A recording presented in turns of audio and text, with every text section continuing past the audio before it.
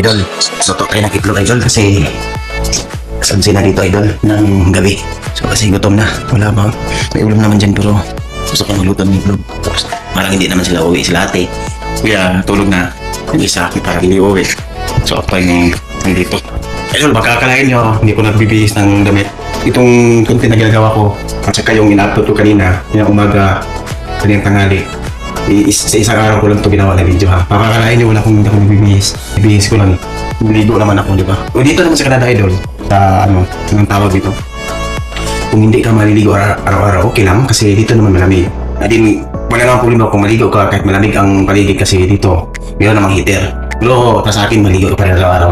Sa akin pa rin paris ko. So, ito ngayon idol para makapanood tayo ng panood ako ng movie through Netflix. Ito i-charge ko tong tablet ko kasi ano ako lang mag-isa. Charge ko lang kasi parang lubat para matagal ko din hindi nagamit. Kasi, yun nga. Nung tagal ko to din hindi nagamit kasi laptop yung kadalasan nagagamit ko. So, yun. Charge ko muna. Saka ako manood ng movie. Yun. Sino kaya pang nag-email sa akin? May nag-email. Hindi naman sa akin. Yun. So, ngayon idol, ang gawin ko, buto ako ng egg para sa anak. Aming Kuya Alvin. Isang nagamitin ko idol. Para, saan ba yun? Kung kita yung saan yung saingan. Gamitin ko para pagluto ng itlog. Anak ko! Ano ba yun? Kasi madali lang yung lutukan. Ano na idol. Yun. So ako na itlog nga ka-idol. Una natin itong stove. Ang nga pala dito idol. Pag magluto, electric na lahat. O hindi na kami magamit ng kahoy. Minsan kung sa labas para hindi mabaho sa bahay. Pero namang air vacuum dito sa yung kapag magluto ka para hindi mabaho, may vacuum dito gagamitin. So pag sa labas, pag magsumba kami, dun sa labas electric pa rin ang ginagamit namin. Ganun dito sa Canada idol kasi ang Canada naman conservative sila sa anong tawag nun? Sa talaga sa ecosystem yun ang Canada.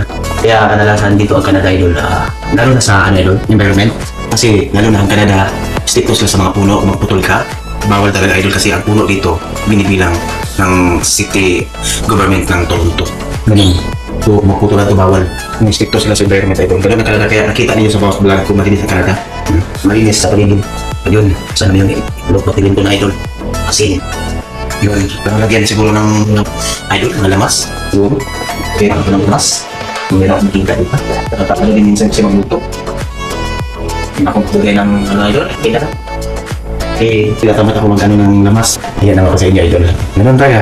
Kasi kung, pero katulad ng iba, ano yung gawin natin vlog? Ito na vlog na to.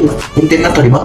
Kaya kasi pag ang vlog mo, yung tutorial, sa akin dati, tutorial, yung mga niche. Ang niche ko kasi, I my life in Canada. Yun ang nakikita ko na nag-take ako na sa mga vlog ko, yung mga content ko. Itong ginagawa ko na my life in here in Canada. Ayun, kasi ka tayo magluto idol. Ano na kasi, ang buhay. Kaya Kuya Kim pa yan, ang buhay ay wither lang. Katulad lang ng wither ng Canada. Bago-bago, minsan mainit, kahit may araw, ano pa rin. Malamig. Katulad ngayon, sobrang malamig. Kasi umuulan. Ganon. Ngayon, idol, malamig. Ngayon, yung sa loob dito, ngayon, malamig.